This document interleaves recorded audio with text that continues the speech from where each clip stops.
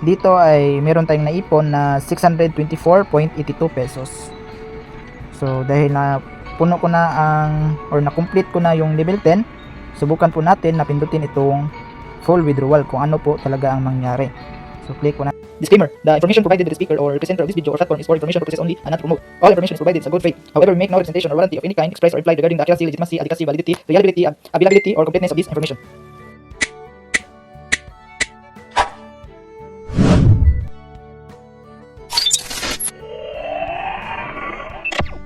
Hello guys, welcome back again to our channel. For today's video ay subukan po natin na mag-withdraw dito sa Green Money dahil meron na po tayong naipon dito na 624.82 pesos.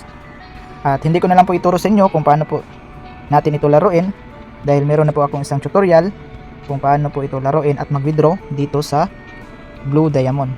Dahil sa video ngayon ay ito po ay update sa pag-withdraw natin dito sa Green Money kung tayo po ba ay maka-withdraw. So una, click muna natin ito. So ayan guys, you can full withdraw once you pass level 10. Dito ay meron tayong naipon na 624.82 pesos.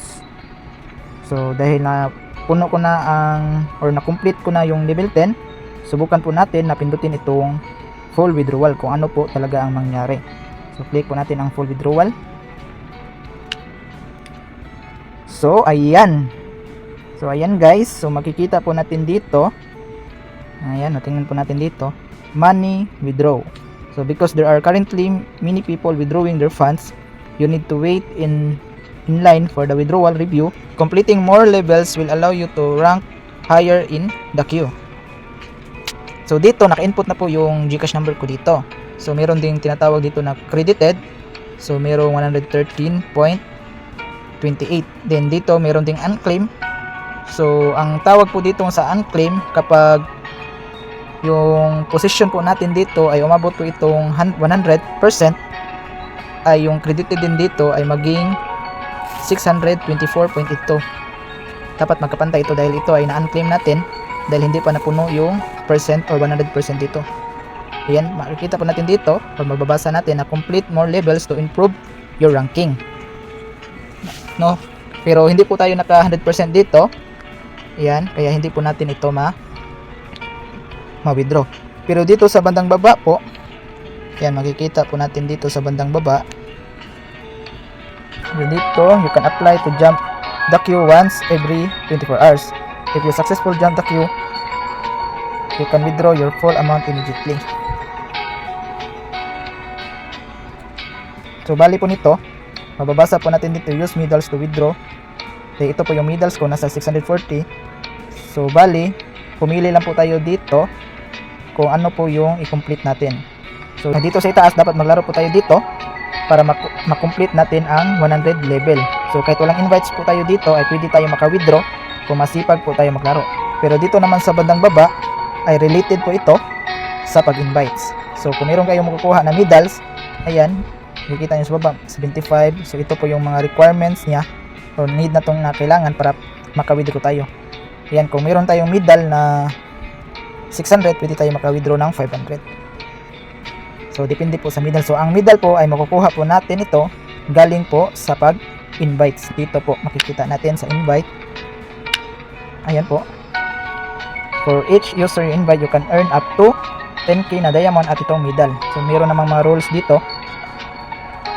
Ayan, your friend completes the level 3, you will receive. So makakuha po tayo ng mga reward bonus dito kung active po yung mga friends na na-invites natin.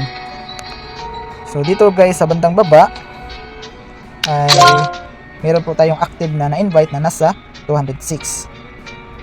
At yung inactive, yung hindi pa nakaabot sa level 3 ay nasa 2 pa lang.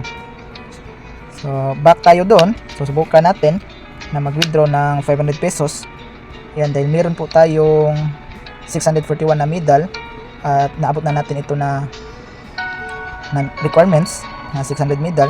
Kaya pwede tayo maka-withdraw dito ng 500 pesos.